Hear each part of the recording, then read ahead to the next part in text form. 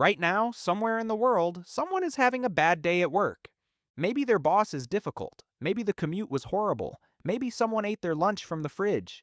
These people have never heard of a gong farmer. Today we are looking at 6 real jobs from history, so unpleasant, so degrading, and so spectacularly awful that they will permanently reframe every complaint you have ever had about your working life. You are welcome. Number 1. Gong Farmer, Medieval England. Let's start at the bottom. Quite literally, a gong farmer was the person responsible for emptying cesspits. Cesspits were large underground pits where human waste collected beneath medieval homes, castles, and towns. Someone had to get in there and shovel it out. That someone was the gong farmer. The job could only be done at night, which is why gong farmers were also known as night soil men. This was not because the work was glamorous after dark. It was because medieval towns preferred not to watch. Gong farmers were paid relatively well for their work, which tells you everything you need to know about how desirable the position was. The waste they collected was sold as fertilizer, which means medieval agriculture was quite literally built on a foundation of human misery. And the contents of other people's cesspits. The gong farmer, history's least glamorous essential worker. Number 2. Whipping boy, Royal Courts of Europe. This one requires a small amount of explanation because it sounds made up. In royal courts across Europe, young princes were considered too important and too sacred to be physically punished by their tutors. You could not hit a prince. He was royalty. So instead, a solution was found. A boy of similar age was assigned to the prince. He was educated alongside the prince, grew up with the prince, and became the prince's companion. And whenever the prince misbehaved or failed his lessons, the whipping boy was punished instead. The prince watched. The theory was that the prince, having formed a bond with his companion, would feel genuine remorse watching his friend suffer the consequences of his own behavior. This would encourage the prince to behave better. Whether it worked is debatable. What is not debatable is that somewhere in history, a person sat down and thought, the best way to discipline a child is to hurt a different child. And everyone in the room nodded. Somewhere, a prince watched his friend get punished for his own mistakes and apparently thought, yes, that seems fair. The whipping boy. The only job in history where you were hired specifically to suffer on behalf of someone who outranked you. Number 3. Leech Collector. Victorian England. Medicine in the 18th and 19th centuries relied heavily on leeches. Leeches were used to treat almost everything. Fevers, headaches, infections, general unwellness, and conditions doctors did not fully understand but felt strongly should involve removing some blood. This created enormous demand for leeches. Someone had to collect them. The leech collector's method was straightforward. They waded into ponds, marshes, and swamps with their legs bare. The leeches attached themselves to the collector's legs naturally. The collector then removed them and sold them. This was done repeatedly, every day, for their entire working life. Now, most jobs come with occupational hazards. Leech collecting came with occupational hazards that attached themselves to you personally and had to be physically removed. Every morning, the leech collector waded in. Every morning, the leeches obliged. Side effects included open wounds, infections, and a permanent wariness around standing water that is entirely understandable given the circumstances. The leech collector. A career built entirely on being slightly more attractive to leeches than the average person. Number 4. Royal food taster. Various royal courts. Being close to royalty sounds appealing. The outfits are nice. The palace is warm.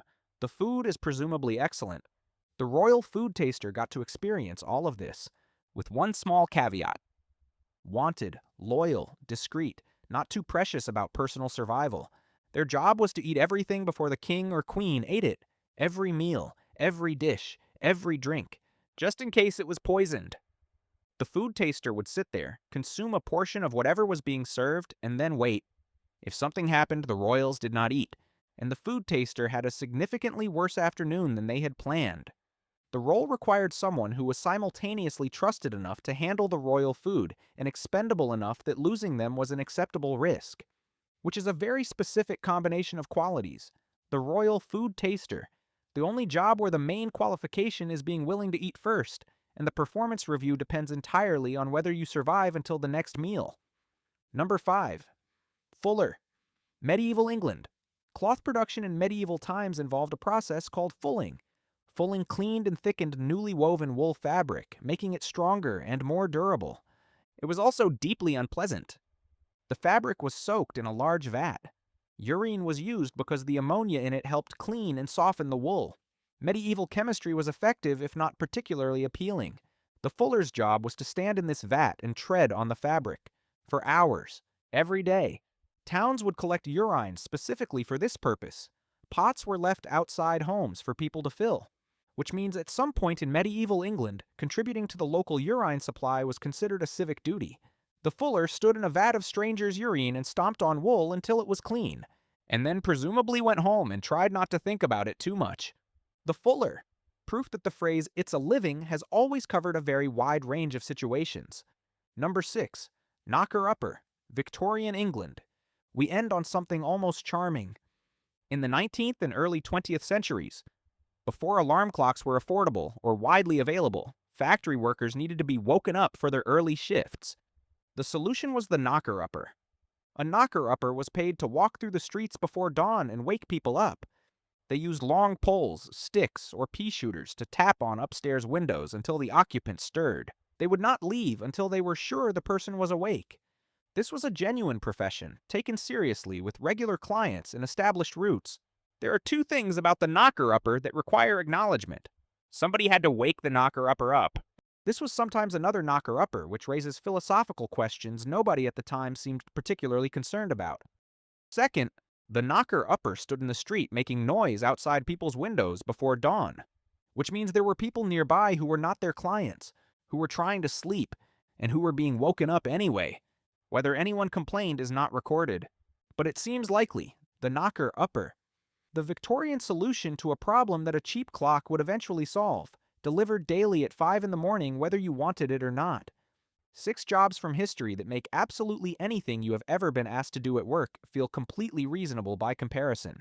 A man in a cesspit at midnight, a boy punished for someone else's mistakes, a person wading through swamps as a human leech magnet, a taster betting their life on every meal, a fuller standing in a vat of strangers' urine, and someone tapping on windows with a stick before dawn while the rest of the street tried to sleep.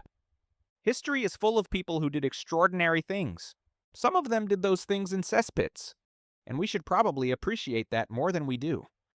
If you enjoyed that, there is plenty more where it came from. New videos every week. Subscribe so you do not miss one. Badly drawn world. History. Badly explained.